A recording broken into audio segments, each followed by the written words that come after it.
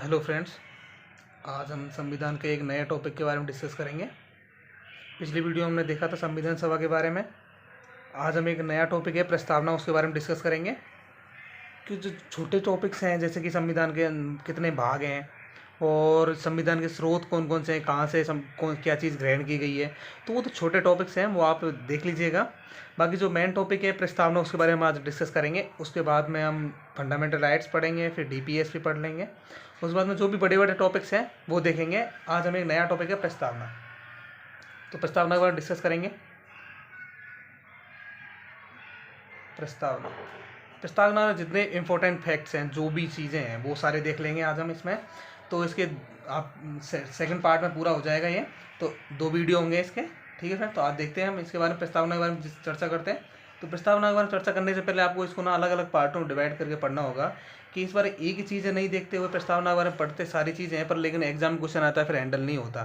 तो वो चीज़ें देखते हुए सारी चीज़ें पढ़ेंगे। तो प्रस्तावना सबसे पहले आपको पता होना चाहिए, जो प्रस्तावना की जो लैंग्वेज है, जो भाषा है, जो भाषा दी गई होती है इसमें प्रस्तावना में जो भाषा है वो कहाँ से ली गई है, किस संविधान से ग्रहण की गई है। इस जो भाषा है प्रस्तावना के अंदर, तो वो किस संविधान से ग्रहण की गई है। तो सबसे पहले नोट करना है आपको संविधान की भाषा। तो ये ली गई है फ्रेंड ऑस्ट्रेलिया से।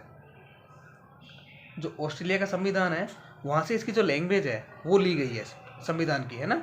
सॉरी, प्रस्तावना की जो भाषा है वो ली गई है। अब जो स्वयं प्रस्तावना की जो प्रस्तावना जो पूरी है प्रस्तावना, वो कहाँ से ली गई है, तो ये अमेरिका के संविधान से ली गई है। अमेरिका संविधान। प्रस्तावना की भाषा पूछे आपसे तो वो कहाँ से ली गई है फ्रेंड्स, वो ली गई है ऑस्ट्रेलिया से। लेकिन आपसे पूछे कि संविधान की जो ये सब पूरी सॉरी प्रस्तावना जो है, ये प्रस्तावना कहाँ से ली गई है, तो ये अमेरिका के संविधान से ली गई है। ठीक है, आगे देखते हैं कि इसके अंदर जो इसके कुछ फैक्ट्स हैं, जैसे 2 फैक्ट तो ये हो गए। तीसरा फैक्ट जो मैथ मोस्ट है, पहले वो देख लेते हैं, फिर उसके बाद में प्रस्तावना में पूरी चीज़ें डिस्कस करेंगे। सबसे पहला शब्द कौन सा है, कि उसके बाद में क्या क्या शब्द, जो पूरी प्रस्तावना है उसके बारे में डिस्कस करेंगे। जो ये प्रस्तावना है सबसे पहले ना, तो किस पर आधारित है, तो जवाहरलाल नेहरू, जो पंडित जवाहरलाल नेहरू तो 13 अगस्त 1947 से जो उद्देश्य प्रस्ताव लाए थे, ये उसी पर आधारित है। किस पर आधारित है, इस एग्जाम क्वेश्चन आता है कि प्रस्तावना किस पर आधारित है, तो ये चीज़ आपको ध्यान रखनी है। प्रस्तावना उद्देश्य प्रस्ताव पर आधारित है। उद्देश्य प्रस्ताव उद्देश्य प्रस्ताव पर आधारित है। किस पर आधारित है प्रस्तावना, उद्देश्य प्रस्ताव पर आधारित है। ठीक है, आगे देखते हैं। 3 फैक्ट हो गए। भाषा कहाँ से ली गई, तो ऑस्ट्रेलिया संविधान से ली गई है। प्रस्तावना कहाँ से ली गई है, तो ये अमेरिका के संविधान से ली गई है। इसका पूछे किस पर आधारित है, तो ये उद्देश्य प्रस्ताव पर आधारित है। 3 फैक्ट्स थे। आगे देखते हैं अपना कि इसकी प्रस्तावना के बारे में ऐसी कुछ आलोचनाएं हैं, तो प्रस्तावना में किस किस व्यक्ति ने क्या कहा था प्रस्तावना के बारे में, है ना, तो वो देखते हैं। उसके बाद में इसके बारे में डिस्कस करेंगे, सारी चीज़ें देखेंगे इसके बारे में, प्रस्तावना के बारे में। तो सबसे पहले बात याद रखनी है कि N.A. पालकीवाला, N.A. पालकीवाला, ठीक है। N.A. पालकीवाला ने क्या कहा था, तो इन्होंने कहा था कि संविधान का ये क्या है, प्रस्तावना संविधान का परिचय पत्र है। संविधान का परिचय पत्र है। क्या है, संविधान का परिचय पत्र। तो ऐसे कहने वाले कौन थे, N.A. पालकीवाला ने कहा था कि संविधान का परिचय पत्र है। तो ये जो जितने भी मैं लिख रहा हूँ यहाँ पर, इनको आप नोट कर लीजिएगा क्योंकि इंपॉर्टेंट है। आप एग्जाम क्वेश्चन आता है कि N.A. पालकीवाला ने संविधान के प्रस्ताव के बारे में क्या कहा था, तो इन्होंने कहा था कि संविधान की जो प्रस्तावना है वो संविधान का क्या है, परिचय पत्र है। तो एक फैक्ट तो ये हुआ। दूसरा है कि दूसरे व्यक्ति थे अर्नेस्ट वार्कर। कौन थे, अर्नेस्ट वार्कर। ये अर्नेस्ट वार्कर ने क्या कहा था, तो इन्होंने कहा था प्रस्तावना को कुंजी नोट कहने वाले कौन थे, तो ये थे अर्नेस्ट वार्कर। अर्नेस्ट वार्कर ने कहा था प्रस्तावना को संविधान का, इसको कुंजी नोट कहा था प्रस्तावना को, है ना। उसके बाद में है सर अल्लादी कृष्णास्वामी अय्यर।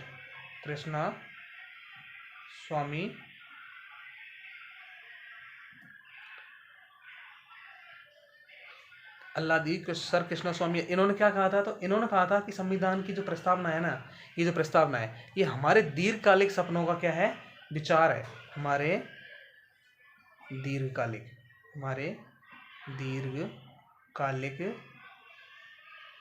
सपनों का विचार है। हमारे दीर्घकालिक सपनों का क्या है, ये विचार है। तो ये कथन किसका है, ये कथन है सर अल्लादी कृष्णास्वामी अय्यर का। तो 3 थे। पहले थे N.A. पालकीवाला, जिन्होंने कहा था संविधान का ये परिचय पत्र है। दूसरे थे अर्नेस्ट वार्कर, इन्होंने कहा था कि कुंजी नोट है। ठीक है। अगले थे सर अल्लादी कृष्ण स्वामी अय्यर। इन्होंने बोला था कि ये जो प्रस्तावना है वो हमारे दीर्घकालिक सपनों का विचार है।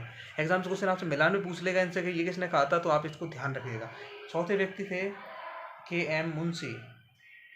के मुंशी ने क्या कहा था प्रस्तावना के बारे में, तो के मुंशी ने कहा था कि जो लोकतांत्रिक गणराज्य का भविष्य फल है। क्या कहा था इन्होंने, लोकतांत्रिक हमारे, पूरा लिख देता हूँ, हमारे संप्रभु लोकतांत्रिक, हमारे संप्रभु लोकतांत्रिक गणराज्य का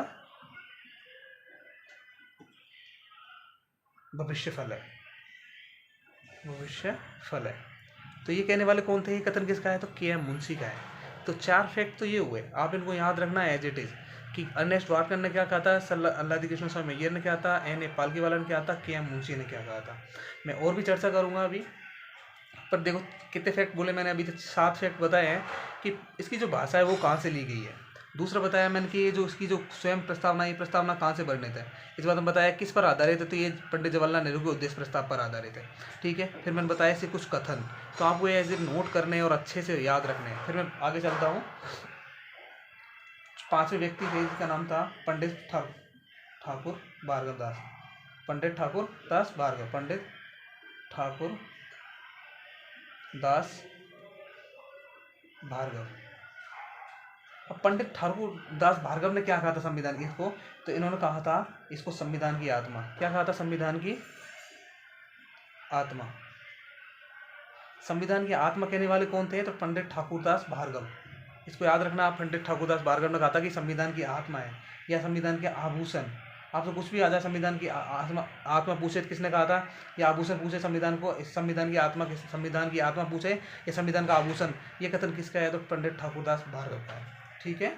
मैं आगे चलता हूँ। अब संविधान का आपसे ये पूछ, संविधान की आत्मा तो पंडित ठाकुर दास भार्गव ने कहा था, लेकिन एक आर्टिकल है इसको संविधान की आत्मा कहा जाता है। तो एक संविधान की आत्मा किस आर्टिकल है, एक आर्टिकल 32 है, उसको संविधान की मूल आत्मा कहा जाता है, ठीक है। ये भी याद रखना, संविधान की मूल आत्मा किस आर्टिकल को कहा जाता है, संविधान की मूल आत्मा कहा जाता है आर्टिकल 32 को, ठीक है। मैं आगे एक व्यक्ति और हैं उनके बारे में चर्चा करूँगा। तो अगले व्यक्ति हैं एम हिदायतुल्लाह।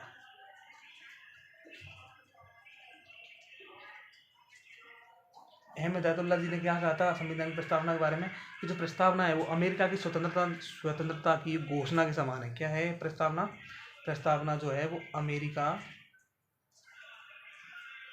की घोषणा, अमेरिका की स्वतंत्रता की घोषणा के समान है।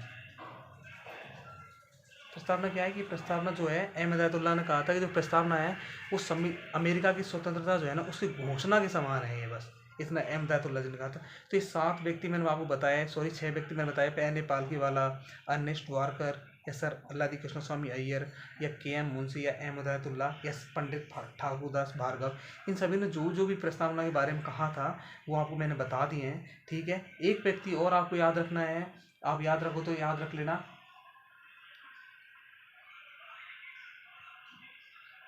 Ambedkar, B are Ambedkar ji.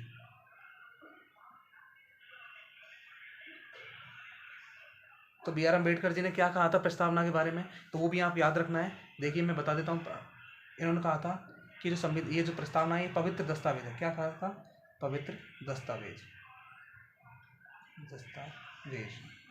तो ये सारे जितने भी 7 व्यक्ति थे इन्होंने क्या कहा था प्रस्तावना के बारे में, तो ये आपको याद रखने हैं एज इट इज़, जितने भी मैंने बोले हैं आपको। कि पहली बात तो ये इसकी भाषा कहाँ से ली गई है, ये किस संविधान से ग्रहण किया गया प्रस्तावना को, कि किस पर आधारित है, और ये 7 कथन, ये बहुत ही इंपॉर्टेंट है प्रस्तावना के बारे में, है ना। तो आपको याद रखने हैं, बहुत ही अच्छे से याद रखना है इनको, ठीक है। मैं आगे चलता हूँ कि प्रस्तावना के बारे में ये तो थी इनके कथन और इनकी चीज़ें, कि इसमें जो कहाँ से ली गई है वो सारी चीज़ें। बाकी अभी इसमें जो भी अंदर चीज़ें हैं तो उसके बारे में चर्चा करेंगे इसमें अभी हम, तो नेक्स्ट पेज पे चर्चा करते हैं इसके बारे में भी। तो आपको ये सारी चीज़ें तो याद रखनी है एज, ठीक है फ्रेंड। बाकी आगे बारे में देखते हैं। देखिए आगे है कि इस प्रस्तावना जो है इसके बारे में पूरी डिटेल के बारे में चर्चा करते हैं। जो प्रस्तावना है देखते हैं, ये शुरू से है कि हम भारत के लोग, सबसे जो पहला लाइन है इसमें जो है हम भारत के लोग, be the people of India. तो इसके बारे में देखते हैं कि हम भारत के लोग। सबसे पहला आपसे क्वेश्चन आता है कि इसके अंदर टोटल शब्द कितने हैं, या इसमें सबसे पहले आपसे एग्जाम पूछ जाएगा, शब्द लिख देंगे जैसे कि हम भारत के लोग हैं, उसके बाद में लिख देंगे समाजवादी, या फिर लिख देंगे राजनीतिक, या कोई भी शब्द दे देंगे आपको चार उठा के आपको, है ना। तो आपसे पूछेंगे इनका मिलान बताइए, मिलान क्रम बताइए, इनका कौन सबसे पहला शब्द क्या है, प्रस्तावना वर्ग फिर क्या है। तो एक बार और मैं उधर बता देता हूँ आपको। टोटल शब्द जो है ना प्रस्तावना के अंदर, जो टोटल शब्द हैं, कुल शब्द पूछे आपसे प्रस्तावना के अंदर तो वो हैं 89। कितने हैं कुल शब्द पूछे आपसे प्रस्तावना में, तो वो हैं 89। सबसे पहले शब्द जब लाइन पढ़ते हैं तो be the people of India, हम भारत के लोग, है ना। फिर आगे देखते हैं, भारत क्या है, भारत क्या है, तो भारत देखो संप्रभु, प्रभुत्व, संपन्न। सबसे पहली जो लाइन है इसमें याद रखना है कि हम भारत के लोग, तो भारत को संप्रभु, प्रभुत्व, संपन्न, इसके बाद में है समाजवादी। आपको इसको ऐसे याद रखना, सबसे पहले याद रखना है, फिर ये फिर ये फिर ये ऐसे करके, ठीक है।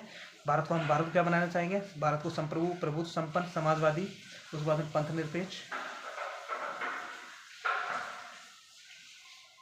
लोकतांत्रिक, गणराज्य। तो भारत को क्या बनाना है, भारत संप्रभु, संपन्न, समाजवादी, पंथ निरपेक्ष, लोकतांत्रिक, गणराज्य। मैं आपको इनके बारे में डिटेल से वापस बाद में बता दूंगा कि समाजवाद का मतलब क्या होता है, पंथ निरपेक्ष का मतलब क्या होता है। पर अभी तो फिलहाल आपको याद रखना है कि इनके जो शब्द हैं वो एग्जाम में क्वेश्चन पूछे जाते हैं आपसे, जब जिसमें इधर बता दूंगा आपको क्वेश्चन कैसे आता है। बाकी एक बार के लिए आप इसको याद रखना। दूसरे शब्द है न्याय। प्रस्तावना कितने तरह के, कितने, और आपको ये भी शब्द याद रखने हैं कि पहले शब्द न्याय क्या है, न्याय पहले था या समानता पहले थी या बंधुता बाद में था या अंग्रज शब्द पहले था। जितने ये शब्द है ना प्रस्तावना के, एग्जाम में क्वेश्चन ऐसे ही आते हैं आजकल कि जो आपसे क्रम दे देंगे, कोई भी पूछ लेंगे आपसे, क्रम पूछ लेंगे, इनमें से कोई भी जैसे चार शब्द दे देंगे और पूछा जाएगा कि ये सब शब्दों का मिलान बताइए, सबसे पहले कौन सा है, उसके बाद में कौन सा है, अवरोही या आरोही क्रम पूछ लेंगे आपसे। तो ठीक है, याद रखें। तो न्याय जो है वो 3 है। सबसे पहले सामाजिक, आर्थिक और राजनीतिक। ये 3 तरह के न्याय हैं, ठीक है सर। 3 तरह के न्याय दे रखे हैं कि समाज में, जो सामाजिक, आर्थिक और राजनीतिक।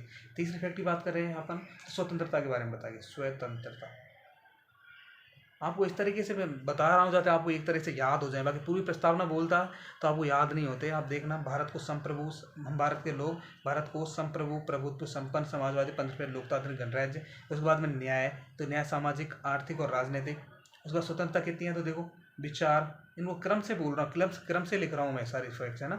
विचार, अभिव्यक्ति, विश्वास, धर्म और उपासना, ठीक है। आपको ये याद रखना है कि विचार, अभिव्यक्ति, विश्वास, धर्म और उपासना, ये आपको याद रखने हैं, सारे क्रम से याद करने, ठीक है। उसके बाद में मैं लास्ट में बात करता हूँ समता की। तो समता कितने प्रकार की, तो प्रतिष्ठा और अवसर की। कितने हैं, प्रतिष्ठा और अवसर की समानता, प्रतिष्ठा और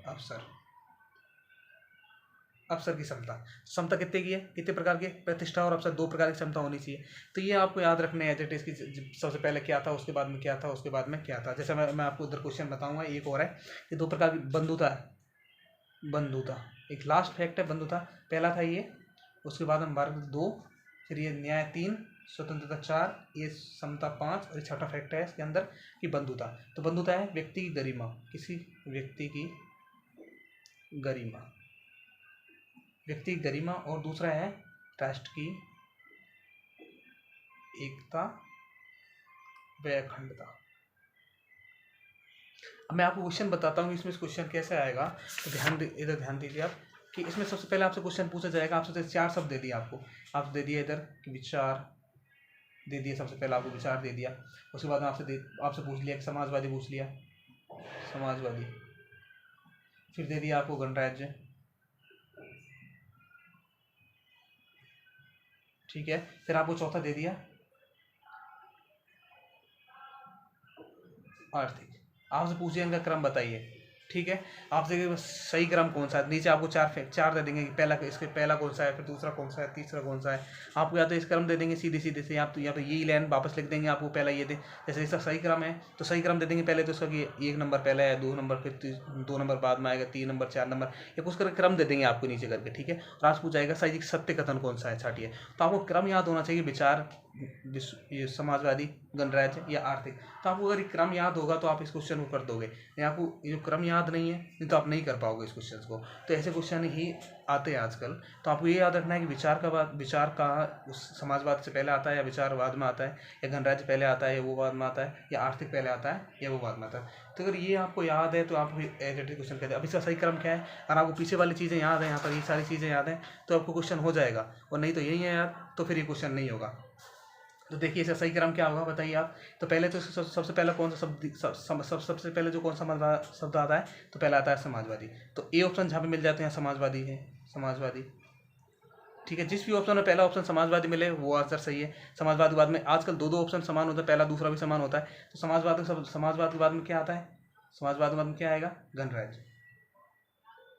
समाजवाद में क्या आएगा, गणराज्य। फिर क्या आएगा, आर्थिक। फिर क्या आएगा, विचार। तो ये ऑप्शन जो भी हमें मिलेगा वो सही हो जाएगा। तो ये इसका क्रम हो गया। तो ऐसे क्रम से भी क्वेश्चंस आते हैं, कोई सा भी सब क्रम दे देंगे आपको और आपसे ऐसे पूछ लेंगे क्वेश्चंस, ठीक है। तो आपको ये एज इट इज क्रम से याद रखना है। देखिए मैंने आपको बोला था कि देखो समाजवादी सबसे पहला उसमें था तो 1 नंबर भी है, विचार सबसे लास्ट में था तो ये 4 नंबर पर आएगा, ठीक है। उसके बाद में मैंने पूछा था आपसे गणराज्य तो ये 2nd नंबर पर आएगा, और फिर 3rd था आर्थिक। तो ये क्रम थे सारे क्वेश्चंस में। तो ये आपको ऐसे क्रम से याद रखने हैं सारी चीज़ें। देखो आपको ऐसे पढ़ोगे तो ये क्रम से याद हो जाएंगी, बाकी आपको याद नहीं होंगी ये चीज़ें ना, इनको क्रम से याद कर लेनी है आपको सारी चीज़ें, ठीक है। बाकी अगले हम आगे बात करते हैं कि आगे जो चीज़ें हैं, सातवां जो फैक्ट है, ये जो संविधान को अंगीकृत, इन शब्दों को ऐसे ही याद रखना है, अंगीकृत, अधिनियमित और आत्मार्पित।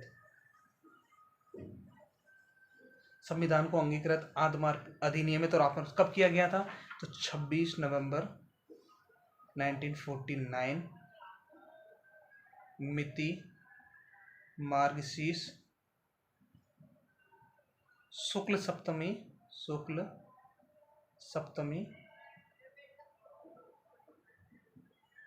संवत कौन सा था, 2006 विक्रमी, ठीक है। आपको ये याद रखना, संविधान को अंगीकृत, अधिनियमित और आत्मार्पित कब किया गया, 26 नवंबर 1949 को, मिति मार्गशीर्ष कौन सी थी, शुक्ल सप्तमी, संवत कौन सा था, 2006 विक्रमी। ये एग्जाम क्वेश्चन आता है कि शुक्ल सप्तमी थी या कृष्ण सप्तमी थी, तो एग्जाम में इसको भी इंपॉर्टेंट करके याद रखना, कौन सी डेट थी, क्या अंगीकृत शब्द पहले था या आत्मार्पित शब्द बाद में था। तो इन शब्दों को भी आपको याद रखना है। मिति मार्गशीर्ष थी, इसको भी इंपॉर्टेंट करके याद रखना है। संवत कौन सा था, विक्रम संवत 2006 था, 2006 विक्रमी। तो ये कुछ संविधान के बारे में, ये जो प्रस्तावना है उसके मैंने आपको पूरी प्रस्तावना बता दी। प्रस्तावना के बारे में क्या क्या इंपॉर्टेंट जो चीज़ें थी, जैसे कि प्रस्तावना कहाँ से ली गई है, इसकी भाषा कहाँ से ली गई है, किस व्यक्ति ने इसके लिए क्या कहा था, तो वो सारी चीज़ें मैं आपको बता चुका हूँ, ठीक है। और ये प्रस्तावना बारे में जो शब्द है, क्वेश्चन यहीं से आएगा, और इसके अलावा क्वेश्चन कुछ बनता ही नहीं है। आपसे कोई भी शब्द पूछ दे देंगे, या फिर कथन पूछ लेंगे, या फिर भाषा पूछ लेंगे, कुल शब्द पूछ लेंगे आपसे, ठीक है। तो ये आपको याद रखना है। बाकी इसके बारे में जो इसकी प्रकृति कैसी है, तो जैसे इसकी प्रकृति जो है वो न्याय योग्य नहीं है। तो ये चीज़ ऐसे जो फैक्ट्स हैं वो मैं अब आपको थोड़ी रूप से बता देता हूँ। जैसे कि इसकी जो प्रकृति है संविधान की, प्रस्तावना